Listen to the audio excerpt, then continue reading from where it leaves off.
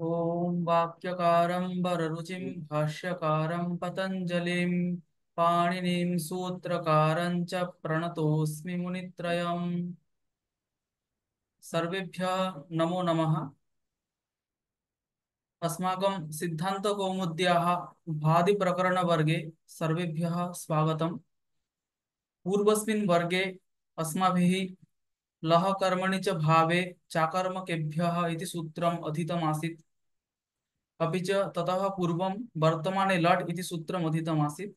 तत्र सिद्धान्तकौमुद्यां पूर्वस्मिन् वर्गे अस्माभिः लः कर्मणि इति सूत्रस्यैव अन्तिमः विचारः उपस्थापितः आसीत्। अधुना अस्मिन् वर्गे ततः प्रभृति लस्य इत्यधिकृत्य समागतानि सूत्राणि वयं पठिष्यामः। तत्र आदौ लस्य इति अधिकारसूत्रम् आगच्छति सिद्धान्तकौमुद्यां। लस्य इति एकपदात्मकम् अधिकारसूत्रमस्ति। एतच्च सूत्रं दृश्यते अस्माभिः तृतीय अध्यायस्य चतुर्थपादे विद्यते। एवञ्च लस्य इति अधिकारसूत्रं भवति। अस्य कियत्पर्यन्तम् अधिकारः गच्छति इति चेत् तर्हि लस्य अधिकारोऽयं पादपरिसमाप्तिं यावत्। अस्य सूत्रस्य चतुर्थपादस्य समाप्तिं यावत् अधिकारः गच्छति। तत्र चतुर्थपादे सप्तसप्ततितमं सूत्रं भवति लस्य इति। अत्र एवं लिखितमस्ति लस्य इति अधिकारसूत्रमस्ति। तृतीयाध्यायस्य चतुर्थपादे विद्यते सप्तसप्ततितमं सूत्रं। ततः परं तिप्तस्थि इत्येवं सूत्राणि यथाक्रमं सन्ति। ततः परं टित आत्मनेपदानां टेरे इतः परम् अन्यानि अपि सूत्राणि सन्ति। अस्यैव पादस्य अन्तिमं सूत्रं भवति छन्दस्युभयथा। एवञ्च लस्य इति अधिकारः छन्दसि उभयथा छन्दस्युभयथा इति सूत्रं पर्यन्तं गच्छति। एवं लस्य इति अधिकारसूत्रमस्ति। लस्य इत्यत्र स्थाने अस्ति। एवञ्च एतत् सूत्रं संज्ञासूत्राणाम् अस्माकं नये संज्ञासूत्राणां स्वदेशे वाक्यार्थबोधः नास्ति। तदुत्तरसूत्रे गच्छति, तत्रैव वाक्यार्थबोधः तस्य भवति। एवञ्च लस्य इति सूत्रम् अग्रिमसूत्रे तिप्तस्य इति सूत्रे गच्छति, तत्रैव तस्य बोधे तस्य उपकारकत्वम् अस्ति। एवञ्च इतः परं सूत्रमस्ति तिप्तस्थि सिप्तस्त मिब्बस्मस् ताताञ्झ थासथान् ध्वम् इड् वहि वहिम्। एतत् विधिसूत्रमस्ति। अत्र एकपदात्मकमपि इदम् इदम् इदं सूत्रमस्ति। तत्र तिप्तस्थि सिप्तस्थमिब्बस्मस्ताताञ्झ थासथान् ध्वम् इड् वहि वहिम् इति प्रथमैकवचनान्तमस्ति। अत्र लस्य इत्यधिकारः आगच्छति, धातोः इत्यधिकारः आगच्छति, एवञ्च प्रत्ययः इत्यस्यापि अधिकारः आगच्छति। तत्र लस्य इति षष्ठ्यन्तं पदमस्ति, धातोः इति पञ्चम्यन्तमस्ति, प्रत्ययः इति प्रथमान्तमस्ति। तस्य च तिप्तस् इत्यादिना सह सम्बन्धः भवति।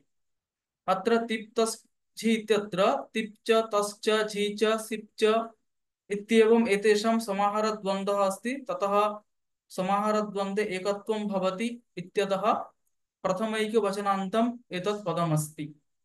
एवञ्च लस्य इत्यत्र स्थाने षष्ठी अस्ति इत्यतः अत्र स्थाने इति पदं लभ्यते। धातोः इत्यत्र पंचमी विभक्तिः अस्ति। एवञ्च धातोः विहितस्य लस्य स्थाने इति अर्थः आगच्छति। एवं ततश्च कः सूत्रार्थः भवति इति चेत् धातोः लस्य स्थाने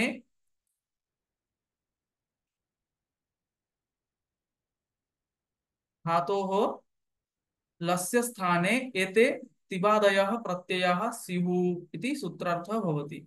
ततश्च धातोः यः लकारः भवति तस्य स्थाने एतेषां तिबादि प्रत्ययानाम् आदेशः भवति। अतएव एते प्रत्ययाः लादेशाः इति उच्यन्ते। तत्र तिप्तस्य इत्यत्र साकल्येन अष्टादश प्रत्ययाः सन्ति। तत्र तिप् तस् झि सिप् हस् थ मिप् वस् मस् त आताम, झ, थास, आथाम, ध्वम, इट, बहि, महिम इत्येवम् अष्टादश प्रत्ययाः सन्ति। एतेव प्रत्ययाः लादेशत्वेन व्यवह्रियन्ते। अधुना लस्य इत्यधिकृत्य धातोः विहितस्य लस्य स्थाने एते प्रत्ययाः भवन्ति। एतेषामेव प्रत्ययानां तिङ् इत्यपि नाम अस्ति। तिङ् इति नाम अस्ति। तत्र तिप् इत्यतः ति शब्दम् आरभ्य महिङः गकारेण तिङ् इति कश्चित् प्रत्याहारः भवति। स च प्रत्याहार तिबादीनाम् अष्टादश प्रत्ययानां संज्ञा अस्ति। एवञ्च एतेषां प्रत्ययानां तिङ्त्वेनापि व्यवहारः अस्ति। अपि च लस्य स्थाने एते प्रत्ययाः विधीयन्ते इत्यतः एते प्रत्ययाः लादेशाः इत्यपि उच्यन्ते। एतेषामेव प्रत्ययानाम् अग्रिमसूत्रेण संज्ञा विशेष अग्रिमसूत्रेण संज्ञा काचित् विधीयते। तत् सूत्रं वयं पठामः। क्षम्यताम्, अत्रैव सूत्रे कश्चित् विचारोऽपि अस्ति। वस्तुतः अस्मिन् सूत्रे अयं विचारः नास्ति, लस्य इति सूत्रे एव अयं विचारः अस्ति। तत्र धातोः दशलकाराः विधीयन्ते, लडादयः। तत्र अस्माभिः आदौ एव उक्तम् आसीत्, लडादिषु सर्वत्रैव ल मात्रम् अवशिष्यते। एवञ्च सः ल इति वर्णमात्रम् अस्ति। एवञ्च वर्णग्रहणे अर्थवत् ग्रहणं नास्ति। ततश्च ल इति वर्णग्रहणे अर्थवतः ग्रहणं भवति इति नियमः नास्ति। एवञ्च लस्य स्थाने एते तिवादयः प्रत्ययाः विधीयन्ते। ततश्च यत्र कुत्रापि एव लः लकारः तिष्ठति तत्रैव लस्य स्थाने एतेषां प्रत्ययानां प्राप्तिः विद्यते। कुत्र इति चेत् तत्र एकं रूपं भवति चूडालः इति, अपरं रूपं भवति लूनाति इति। एवञ्च ल इत्यनेन अनर्थकस्यापि ग्रहणेन चूडाल इत्यत्र अन्तिमस्य लस्य स्थाने किञ्च लूनाति इत्यत्र आदेः लस्य स्थाने एतेषां प्रत्ययानां प्राप्तिः अस्ति। कुतः न भवति इति अयं प्रश्नः अत्र आगच्छति। अत एव उच्यते लस्य इत्यत्र लकारस्य वर्णमात्रस्य ग्रहणमस्ति, तत्र अकारः अविवक्षितः अस्ति। तेन अत्र अर्थवत् ग्रहणे नानर्थकस्य इति परिभाषा न प्रवर्तते। एवञ्च अनर्थकस्यापि लस्य ग्रहणेन लूनाति इत्यत्र किञ्च चूडाल इत्यत्र लस्य स्थाने तिवाद्यादेशाः कुतः न प्राप्नुवन्ति इति शङ्का अत्र उत्थेति। तस्याः शङ्कायाः समाधानं दीयते। यदत्र सूत्रे कः अर्थः उक्तः इति चेत् अस्मिन् सूत्रे धातोः इत्यस्य नाम कस्मिन् सूत्रे इत्युक्ते तिप्तस्झि इत्यादि सूत्रे धातोः इत्यस्य अधिकारः आगच्छति। ततश्च धातोः विहितस्य लस्य स्थाने तिवादयः प्रत्ययाः भवन्ति इति सूत्रार्थः स्वीक्रियते। तत्र धातोः इत्यत्र लस्य इत्यत्र विहित विशेषणत्वम् अस्ति। एवञ्च धातोः विहितस्य एव लस्य स्थाने एते तिवादयः प्रत्ययाः भवन्ति। एवञ्च चूडाल इत्यत्र चूडा शब्दात् लच् प्रत्ययः अस्ति। ततश्च चूडा इति धातुः नास्ति, तस्मात् अत्र यः लकारः अस्ति सः धातोः विहितः नास्ति। एवञ्च धातोः विहितत्वभावात् चूडाल इत्यत्र लस्य स्थाने तिवाद्यादेशाः न भवन्ति। एवमेव लुनाति इत्यत्रापि अत्र यः लकारः अस्ति सोऽपि धातोः विहितः नास्ति, किन्तु धातोः अद्य अवयवः अस्ति। अतः अत्रापि लस्य स्थाने तिवादय आदेशाः न भवन्ति।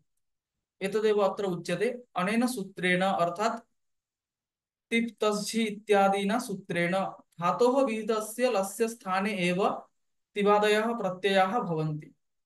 अतः एव चूडा अस्य अस्ति इति विग्रहे प्राणिस्थादातो लजन्यतरस्याम् इत्यनेन लचि चूडाल इत्यत्र लस्य स्थाने अपि च लूनाति इत्यादौ लस्य स्थाने तिवाद्यादेशाः न भवन्ति। एवं कश्चित् विचारः लस्य वस्तुतः लस्य इति सूत्रे अस्ति, तद् अत्र स्थापितमस्ति। अधुना लस्य स्थाने ये तिवादय आदेशाः भवन्ति लादेशाः तिङ् प्रत्ययाः तेषां काचित् विशेष संज्ञा विधीयते तत् संज्ञा विधायकं सूत्रम् आगच्छति लः परस्मैपदम्। लः परस्मैपदम् इति एकं संज्ञा सूत्रमस्ति। अत्र च सूत्रे अस्माभिः दृश्यते पदद्वयं विद्यते।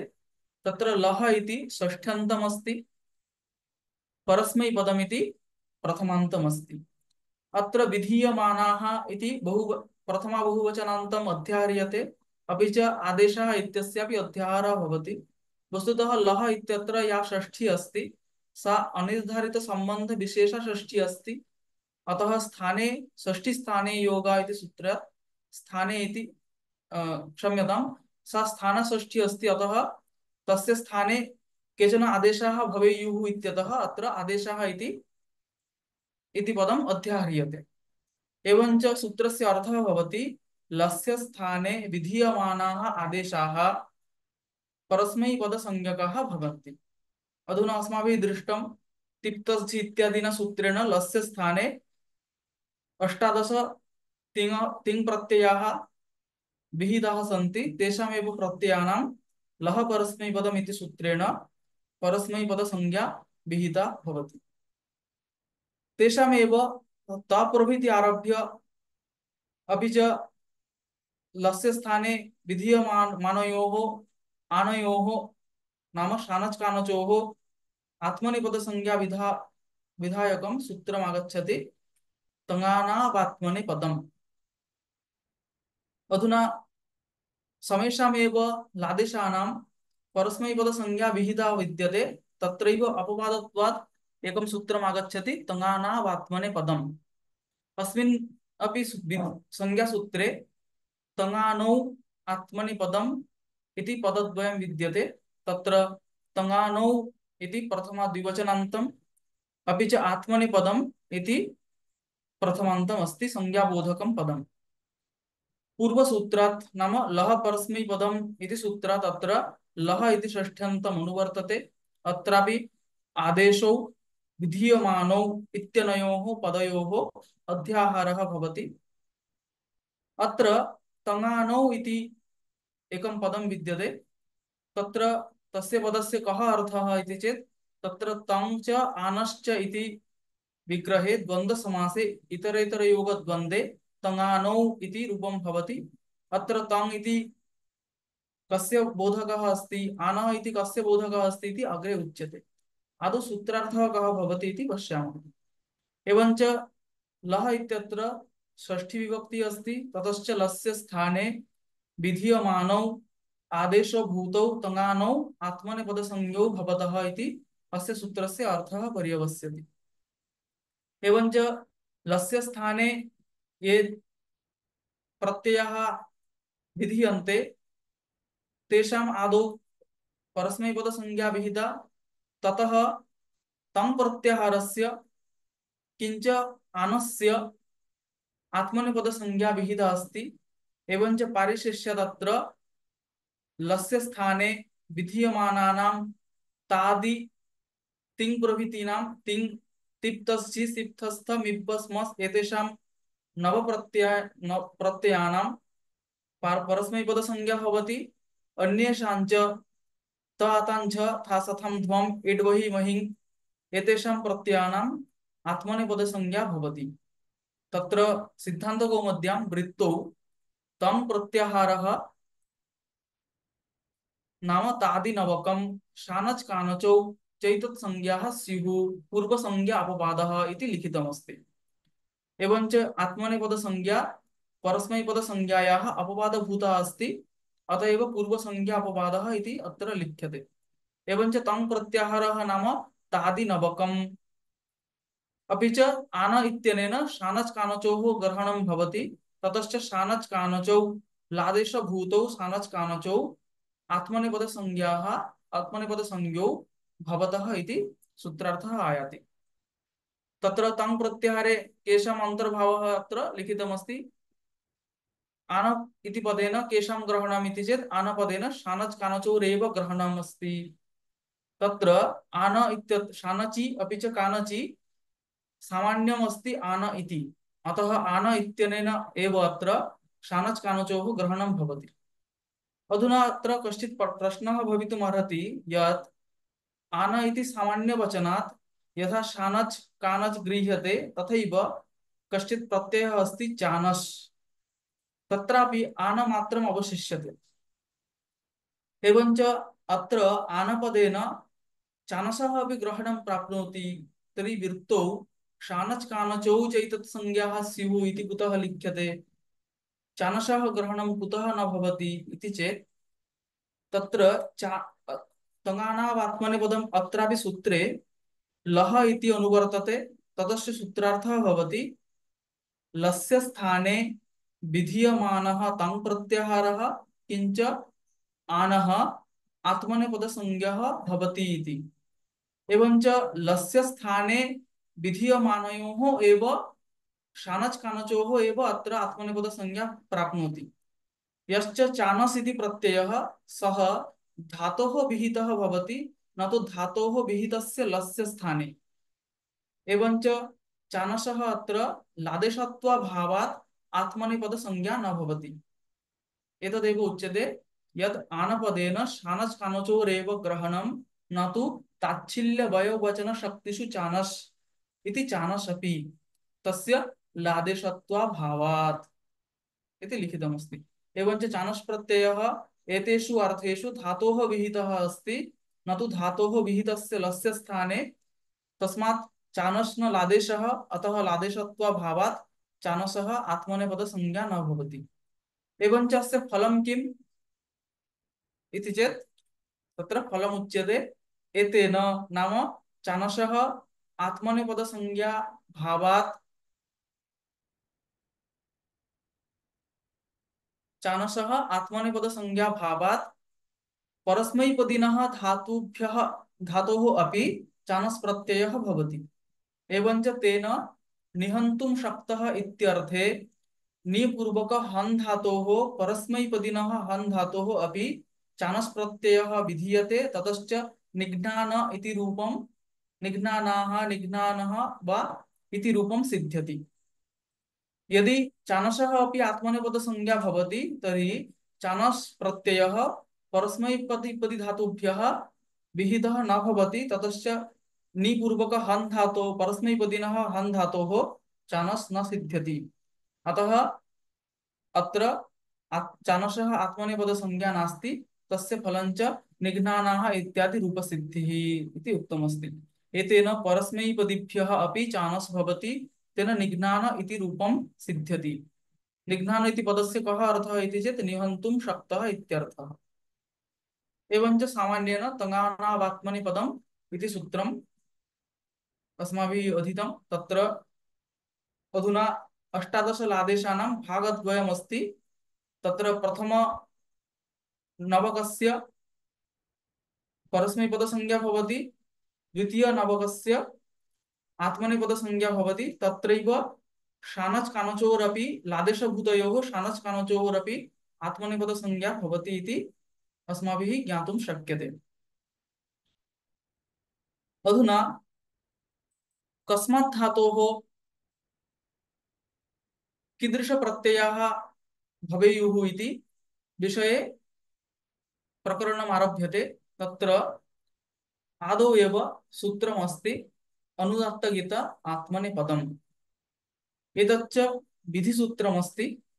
अत्र सूत्रे अनुदात्तगीत गीतः आत्मनेपदम् इति पदद्वयं विद्यते। तत्र अनुदात्तगीतः इति पञ्चम्यन्तमस्ति, आत्मनेपदम् इति प्रथमान्तमस्ति। अत्र सूत्रे उपदेशे जनुनासिक इति सूत्रात् उपदेशे इति सप्तम्यन्तम् अनुवर्तते। किंच भुवादयो धातवः इति सूत्रात् धातवः इति पदम् आगच्छति, तच्च पञ्चम्येकवचनान्ततया विपरिणम्यते। एवञ्च अस्मिन् सूत्रे धातोः इति पञ्चम्यन्तं पदमपि लभ्यते।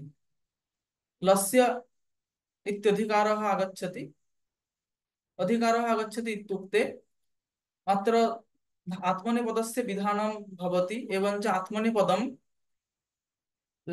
आत्मनेपद संज्ञकाः प्रत्ययाः लादेशाः सन्ति लस्य स्थाने एव भवन्ति इत्यतः अत्र लस्य इत्यस्य अध्याहारः भवति, वस्तुतः अधिकारः नागच्छति, अध्याहारः भवति।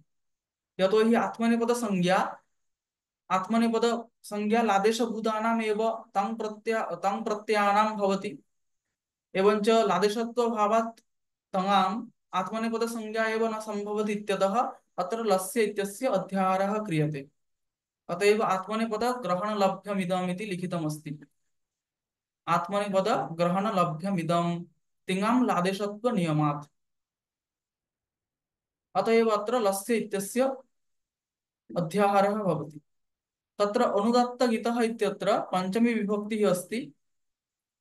अत्र अनुदात्तश्च ङ च इति अनुदात्तगौ तौ इतौ यस्य तत् अनुदात्तगित् तस्मात् अनुदात्तगितः।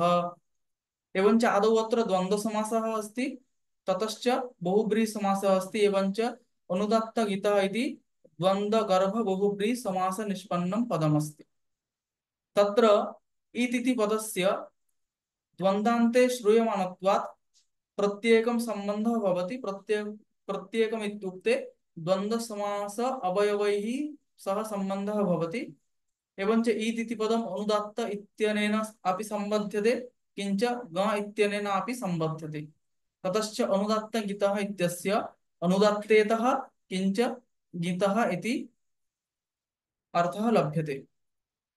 गितः इति पदं धातुः इत्यस्य विशेषणमस्ति। एवञ्च अत्र तदन्तविधिः भवति, ततश्च गिदन्तात् धातोः इत्यर्थः आयाति। उपदेशे इति पदमपि गितः इत्यत्रैव अन्वेति, न तु अनुदात्तेत् इत्यत्र। कुतः इत्युक्ते अनुदात्तस्य इत्त्वम् उपदेशत्वाभावात् नैव सम्भवति। एवञ्च अनुदात्तः इत्संज्ञकः तदैव भवति यदा सः उपदेशे तिष्ठति। यतोहि सूत्रमस्ति उपदेशे जनुनासिक इत्। एवञ्च उपदेशे अनुनासिकः यः अच् सः इत्संज्ञकः भवति। अनुदत्तत्वं च अचः धर्मः अस्ति। एवञ्च अनुदत्तः अच् यदा उपदेशे तिष्ठति तदैव तस्य इत्संज्ञा भवति। अतः व्यभिचारभावात् उपदेशे इति पदम् अनुदत्तेतः इत्यत्र नान्वेति, किन्तु गितः इत्यत्रैव अन्वेति। ततश्च उपदेशे यः ङेत् तदन्तात् धातोः इत्यर्थः आगच्छति। एवञ्च सूत्रार्थः कः भवति इति चेत् उपदेशे यः ङेत् तदन्तात् किञ्च अनुदात्तेतश्च धातोः लस्य स्थाने आत्मनेपदं भवति। अर्थात उपदेशे यः धातुः ङीत् अस्ति, उपदेशे यः ङीत् अस्ति तदन्तात् धातोः किञ्च यस्य धातोः अनुदात्तस्वरः इत् संज्ञकः अस्ति, सः अनुदात्तेत् धातुः अस्ति। तस्मात् अनुदात्तेतः धातोः लस्य स्थाने आत्मनेपद आत्मनेपदं भवति। अर्थात आत्मनेपद संज्ञकाः प्रत्ययाः भवन्ति इति अस्य सूत्रस्य अर्थः आयाति। अधुना उदाहरणं पश्यामः। तत्र उदाहरणमस्ति उपदेशे यः ङेत् तदन्तात् उदाहरणमस्ति बभूयते किञ्च शेते। तत्र बभूयते इत्यस्य अग्रे प्रक्रिया अस्माभिः दर्श्यते, तथापि अत्र किञ्चित् प्रतिपादितं विद्यते। तत्र भूधातोः सत्तार्थकात् भूधातोः पौनःपुन्यार्थे यं प्रत्यये सति भूय इति स्थितिः भवति। ततः संज्ञोः इति एकं सूत्रमस्ति, तेन सूत्रेण धातोः द्वित्वं भवति। ततश्च द्वित्वे भू भूय इति स्थितिः भवति। ततः गुणो यं लुकोः इति सूत्रेण अभ्यासस्य उकारस्य गुणे बो भूय इति समुदायः सिद्ध्यति। अत्र यः यकारः अस्ति सः यं प्रत्ययस्य यकारः अस्ति। यं प्रत्ययस्य ङकारस्य च हलन्त्यमिति सूत्रेण इत्संज्ञा भवति, तस्य च तस्य लोपः इत्यनेन लोपः भवति। एवञ्च यं प्रत्याहारे क्षम्यतां यं इति प्रत्यये यकारमात्रम् अवशिष्यते। अयञ्च यकारः प्रत्ययः ङीत् अस्ति, यतोहि अत्र ङकारस्य इत्संज्ञा जाता अस्ति। एवञ्च अत्र यः यकारः अस्ति सः ङीत् अस्ति। बभूय इति च गिदन्तम् अस्ति। एवंच उपदेशे यः गीत उपदेशे गीत अस्ति य इति तदन्तं भवति बहुय इति तस्य धातुसंज्ञा भवति सनाद्यन्त धातवः इत्यनेन ततश्च अस्मात् विहितस्य लस्य स्थाने आत्मनेपद प्रत्ययः आत्मनेपद संज्ञक प्रत्ययः भवन्ति ततश्च एवं बहुयते इति रूपं सिद्ध्यति। तत्रैव अपरम् उदाहरणमस्ति शेते इति। शिङ् धातुः अस्ति, शिङ् स्वप्ने इति धातुः अस्ति। तत्र शिङ् धातोः मकारः इत् संज्ञकः अस्ति, तत्र शी मात्रम् अवशिष्यते। एवञ्च शी इति गीत् अस्ति, वस्तुतः अत्र गिदन्तम् अपेक्षते, तथापि अत्र व्यपदेशीवत् भावेन शी इत्यपि गिदन्तम् एव अस्ति। एवञ्च तस्मात् विहितस्य लस्य स्थाने आत्मनेपदसंज्ञकः प्रत्ययः भवति, ततश्च शेते इति रूपं भवति। एतच्च उपदेशे यः गीत् तदन्तात् उदाहरणमस्ति। अधुना अनुदात्तेतः उदाहरणमस्ति एधा वृद्धौ इति। एधा वृद्धौ अत्र एध धकारोत्तरस्य अकारस्य उपदेशे जनुनासिक इति सूत्रेण इत्संज्ञा भवति। अयञ्च अकारः अनुदात्तः अस्ति, एवञ्च एध् इति धातुः अनुदात्तेत् अस्ति, तस्मादपि विहितस्य लस्य स्थाने आत्मनेपदसंज्ञकः प्रत्ययः भवति, ततश्च एधते इति रूपं भवति। एवं अनुदात्तं इत आत्मनेपदम् इति सूत्रस्य अर्थः उदाहरणं च अस्माभिः दृष्टमस्ति। अत्रैव कश्चित् विचारः अस्ति। तत्र कौमुद्यां लिखितमस्ति अनुदात्तेतः उपदेशे यो ङीत् तदन्ताच्च धातुर्लस्य स्थाने आत्मनेपदं स्यात्। अत्र प्रत्युदाहरणानि प्रदर्श्यन्ते। तत्र सूत्रे उपदेशे इति पदं न दीयते चेत् कः सूत्रार्थः भवति इति चेत् अनुदात्तेतः धातोः किंच गिदन्तात् धातोः लस्य स्थाने आत्मनेपदं भवति। एवं किल अनुदात् यः धातुः अनुदात्तेत् अस्ति, तस्मात् विहितस्य लस्य स्थाने आत्मनेपदं भवति। किंच यः गिदन्तः अस्ति, तस्मात् गिदन्तात् धातोः लस्य स्थाने आत्मनेपदं भवति इति सूत्रस्य अर्थः आगच्छति। तदा चुकूटिषति इति एकं रूपमस्ति। अत्रापि लस्य स्थाने आत्मनेपद प्रत्ययस्य प्राप्तिः भवति। कुतः इति चेत् तत्र कुटकौटिल्ये इति धातुः अस्ति, ततः सन् प्रत्यये सति कुट् स इति स्थितिः भवति। अत्रापि सन्यमोः इति सूत्रेण धातोः द्वित्वं भवति, ततश्च कुट् कुट् स इति स्थितिः भवति। एवञ्च प्रक्रियाकार्ये पूर्वोऽभ्यासः हलादिः शेषः इति सूत्राभ्यां यथा यथं कार्ये कृते कु कुट् स इति स्थितिः भवति।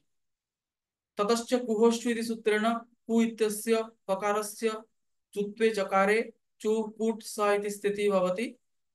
एवञ्च स इति अर्धधातुसंज्ञकः अस्ति, बलादिः अस्ति, अतः अर्धधातुकस्येड् बलादेः इति सूत्रेण इडागमे सति चु कुटि श सस्य शत्वे चु चुकूटी श इति स्थितिः भवति।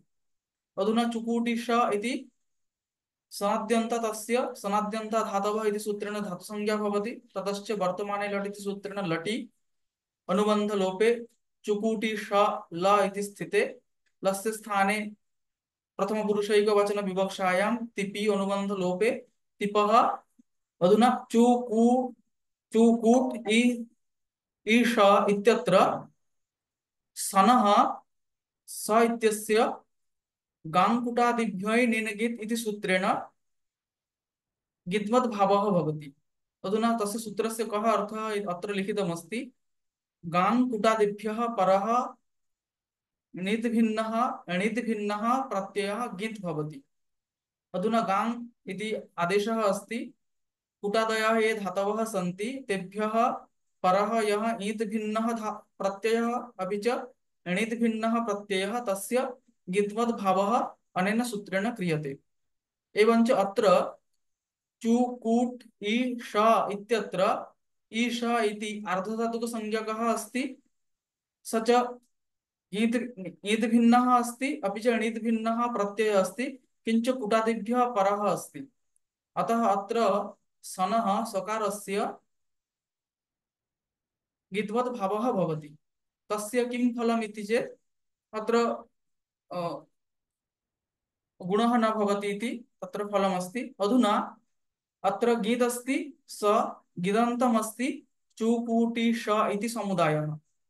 तस्मात् विहितस्य लस्य स्थाने आत्मनेपदसंज्ञकस्य प्रत्ययस्य प्राप्तिः भवति, न तु परस्मैपदसंज्ञकस्य प्रत्ययस्य। ततश्च चुकुटिषति इति रूपं न सिद्ध्यति। यतोहि अत्र यः गित्वत् भावः विहितः सः औपदेशिकः नास्ति, लाक्षणिकः अस्ति। सूत्रे यदि उपदेशे इति पदं न दीयते तर्हि अयमपि चुकुटिष इति धातुः अपि गिदन्तमस्ति, धातुः गिदन्तः अस्ति। तस्मात् गिदन्तात् धातोः लस्य स्थाने आत्मनेपदसंज्ञकः प्रत्ययः एव प्राप्नोति, न तु परस्मैपदसंज्ञकः प्रत्ययः। ततश्च चुकुटिषति इति रूपं न सिद्ध्यति। अतः सूत्रे उपदेशे इति उक्तम्। एवञ्च उपदेशे यः धातुः, उपदेशे यः गीत्, तदन्तात् धातोः लस्य स्थाने आत्मनेपदं भवति।